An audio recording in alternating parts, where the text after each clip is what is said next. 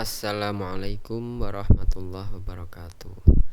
Innal hamdalillah nahmaduhu wa nasta'inu wa nastaghfiruh wa na'udzu billahi min syururi anfusina wa min sayyiati a'malina. May yahdihillahu fama yudlilhu fala hadiyalah.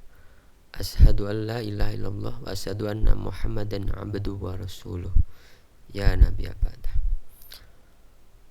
Jamaah rahimatullah. Pada kesempatan kali ini saya Eko Yulianto dari program studi pendidikan kimia akan menyampaikan kultum terkait dengan tauladan Rasulullah. Tauladan ini kita ambil dari perspektif psikologi.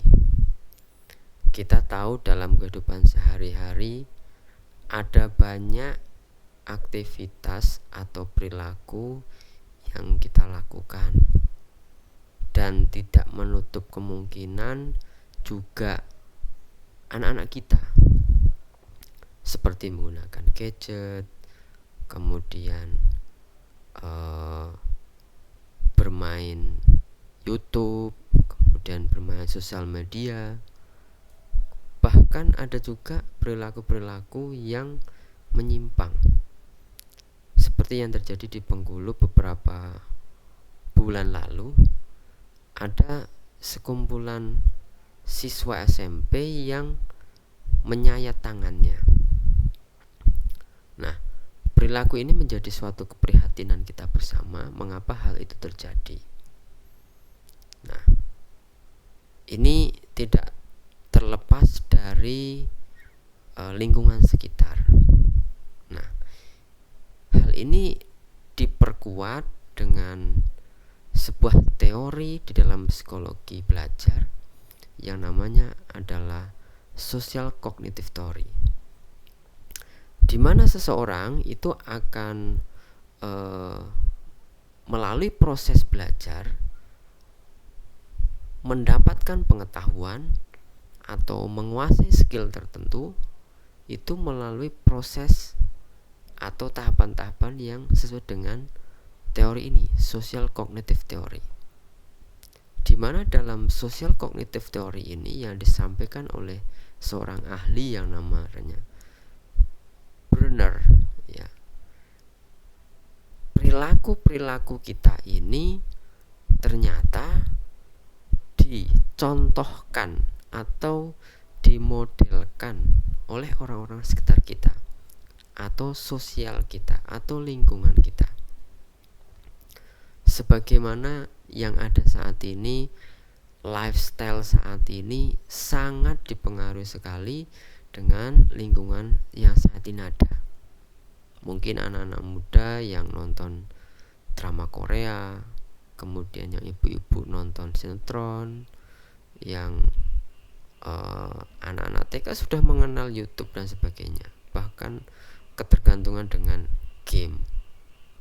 Nah, di teorinya Brunner ini pernah dilakukan sebuah eksperimen di mana ada seorang balita yang ditempatkan pada suatu ruangan. Di ruangan tersebut diperlihatkan tontonan kekerasan. Ada orang dewasa yang melakukan kekerasan kepada orang lain. Nah, setelah itu anak ini kemudian dipindah pada ruangan lain yang ada boneka besar gitu ya. Ternyata si balita ini berperilaku kasar terhadap boneka besar itu. Dalam hal ini dapat disimpulkan bahwa seorang anak akan belajar dari apa yang dia lihat, dia observasi, dia amati. Nah, ini sangat membahayakan sekali dengan era saat ini yang begitu kompleks. Banyak sekali manifestasi-manifestasi yang tidak bisa kita kontrol melalui media sosial, media elektronik, televisi, lingkungan kita, tempat kerja kita. Ini sangat berdampak sekali pada perilaku kita. Sebagai contoh sederhana, saat kita ke bandara pertama kali, kita pasti akan bingung. Apa langkah pertama yang akan kita lakukan? Kemana kita harus berjalan? Tentu yang kita lihat adalah perilaku orang lain. Oh, ternyata harus cek tiket dulu ke Sapam, kemudian harus pemeriksaan barang, kemudian baru check in, kemudian labeling koper, dan selanjutnya baru kita bisa masuk ke ruang bandara, ruang tunggu. Itu yang kita lakukan.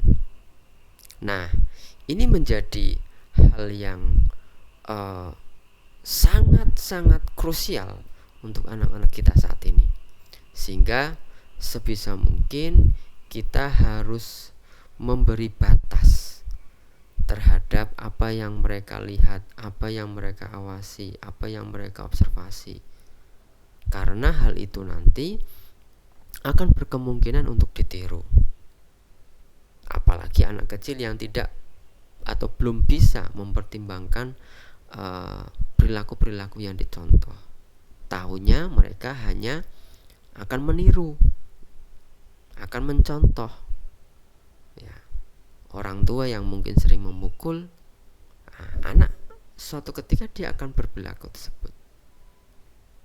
Anak atau orang tua yang sering mengumpat, itu pun juga akan ditiru. Begitu juga ketika orang tua yang soleh, rajin ke masjid, sopan santun, sering mengucapkan salam, ini akan ditiru juga oleh seorang anak. Sehingga role model ini penting untuk menjadi acuan generasi kita untuk berperilaku. Sehingga ada hadis Rasulullah bahwa suri toladan terbaik adalah Nabi Muhammad SAW. Sehingga inilah yang menjadi role model kita, sehingga kita bisa memberikan contoh terbaik, contoh yang sempurna, dengan harapan itu akan membawa kesolehan kita semuanya. Sehingga ini menjadi refleksi kita bersama, kita dalam berperilaku di lingkungan kita, sebisa mungkin kita bisa memberikan contoh-contoh positif, sehingga jika dilihat, direkam, diobservasi orang lain, itu tidak akan menjadi contoh yang buruk. Ketika menjadi contoh yang buruk, naudzubillah, ini akan menjadi dosa jariyah. Jadi sekali lagi, mari kita bersama-sama untuk memberikan contoh terbaik di mana kita berada, di tempat kerja, di rumah, di lingkungan tetangga, di kampung, di kelas, dan sebagainya. Demikian yang bisa saya sampaikan. Semoga bisa menambah wawasan kita, menambah hasanah kita, menambah pencerahan di bulan Ramadan ini, dan kita menjadi lebih baik setahap demi setahap. Demikian, terima kasih. Kami akhiri. Wassalamualaikum warahmatullahi wabarakatuh.